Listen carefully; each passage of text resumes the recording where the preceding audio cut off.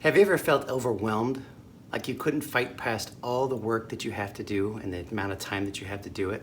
Well, today I'm going to share about what I've learned about being overwhelmed and some things that you can do to cope with it as well as avoid it. Hi, I'm Scott. I founded penandjournal.com. I help people use journaling as a way to increase their focus and productivity and mindfulness. Lately, I've heard a few friends talk about how they are overwhelmed with what's going on. Either their workload or the end of the school year or the start of the summer, whatever it is, they're overwhelmed. And I felt it too, so I decided to do a little research to try to understand what being overwhelmed is all about and how we can fight the overwhelmed feeling. A simple definition of being overwhelmed is being buried over a large mass. In today's world, I think we speak of overwhelmed as being buried under a large mass of to-do tasks with not much time to do them. Essentially, like my grandma used to say, like carrying 10 gallons of stuff in a 5-gallon bucket. She would say that all the time. I don't honestly know if she had a 5-gallon bucket. Not sure, but that's what she used to say. Anyway, I'm sure you know what I mean. Everyone has felt the crushing load of how much stuff they've got to do, especially when they're running out of time.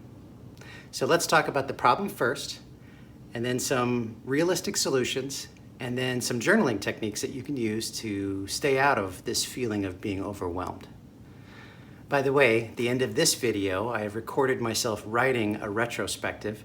It's a new thing for me, new camera angle, so I'm learning a lot about it. Stay till the end, check it out. Give me some feedback. First, from what I've experienced, the problem with being overwhelmed is twofold.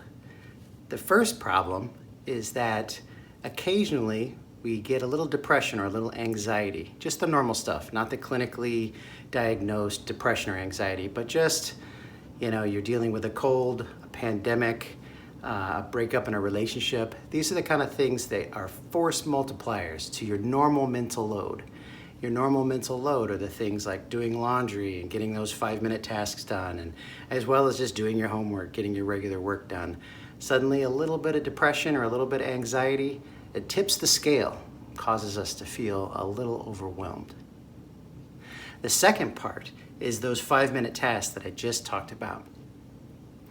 Somehow those 5-minute tasks seem to get pushed to the bottom of the to-do list so that we can scroll social media or watch another episode of Netflix or whatever it is. Those 5-minute tasks typically consist of things like folding the laundry, cleaning, up your living space, cooking, doing the dishes. I mean, come on. There's even like your toilet paper roll needs to be switched out. So sometimes that can be something that just doesn't get done. I don't know. But anyway, it happens. Anyway, these things pile up. They're like snowflakes to an avalanche. One bumps into the other, and then the next bumps into the other. And before you know it, you've got this avalanche of things that you have to do. When something big comes by, a test, a job interview, your car breaks down, whatever it is, it becomes like an avalanche of things. It becomes so overwhelming. Have you ever seen someone, just the smallest little task, and they just lose it, like a total meltdown? Because overwhelmed on top of being overwhelmed, on top of being slightly anxious or depressed, is like, a time bomb waiting to happen. It's become something where you really do feel like you're overwhelmed and just out of control. So you get the point on how you become overwhelmed. So what's the solution? First, we have to commit to being proactive. Normally, when you're feeling a little overwhelmed, everyone does this. When you're feeling a little overwhelmed, you want to take a break. You want to run from the mountain of work. You want to go back to playing the video game, or you want to do another episode of Netflix. It's natural, it's normal, we all do it. The problem is, honestly, it's the worst thing that you can do because time is a factor in being overwhelmed. The more time you use, the less time you have to get all these little tasks done. It actually compounds the problem. So, don't run from the mountain of tasks. Don't shy away, don't hide from it. You gotta steel yourself. You gotta pull yourself up by the bootstraps. You literally have to just suit up and face the dragon of the to-do list and just get it done. Once you start working, you'll find that you feel less and less overwhelmed because you start chewing away at the battle. and you start to win. And that's what it's all about, is getting that momentum going. So I want you to get the tallest, biggest cup of caffeinated something that you can find. Sit down, drink, and start to work. Keep your head down and your elbows up, and you will be surprised at how small that dragon actually is when you begin to fight it. The second thing that you need to do, and that I need to do, I have a hard time with this, is be realistic about the amount of time that it takes to get things done. Try not to embellish the truth about a 5-minute task being like an hour, because a 5-minute task is actually a 5-minute task. Calling the dealership to schedule an oil change is a 5-minute task, and it's no more than that. But somehow, dialing the phone and waiting on hold and asking for the service department, we make that out to be like this half-hour, 2-hour thing, and we just avoid it. It doesn't need to be avoided. It's a 5-minute task, and we need to treat it that way. On the other hand, if it's a big task, say it's a 20-minute thing or maybe an hour thing, maybe you give yourself a little extra time because you want to build some margin into your day so that you can work at a sustainable rate. So I would recommend make a checklist of things that you have to do. First step, make a checklist. It's always good to do that anyway. Second thing to do, go through your list of items and put a time estimate on it. This is 5 minutes, this is 20 minutes, this is 30 minutes, and so on and so forth. Priority doesn't matter at this point. What you can do, once you have the task and an estimate, you can do a quick calculation. How much time do I have to get this done? Is this a day's amount of work? Is this 2 weeks of work? How much does this actually here? The value of that is to actually help you get over this concept that there's just so much stuff. You're actually measuring the amount of things that you want to get done.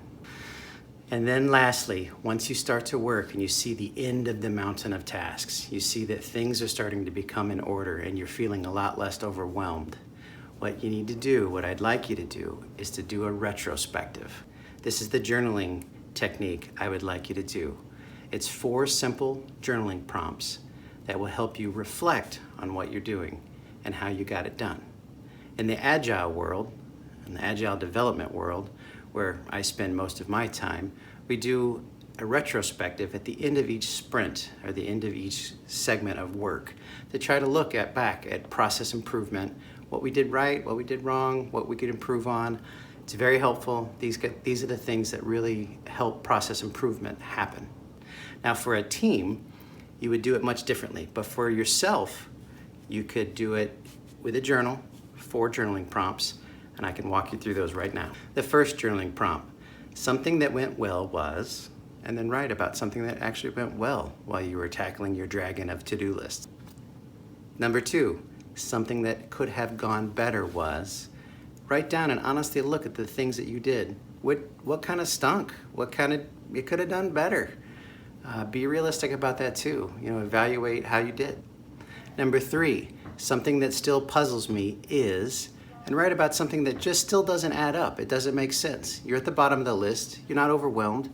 You're back to just being normal, but you still have something that's puzzling you. I'm sure you do. Everyone does. This is normal.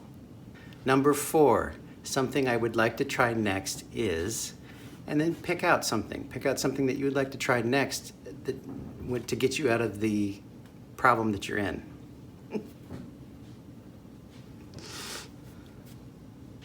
Okay, I've recorded myself writing in my journal, doing a retrospective of this weekend. I'd like you to take a look at it, give me some feedback. It's the first time that I've actually recorded myself writing. I have about 1 minute at normal speed. Turn up the volume if you want to hear the scratching of the fountain pen on the paper. A lot of folks like that. After that, I just speed it up to get to the end of it. All right, let's go check it out.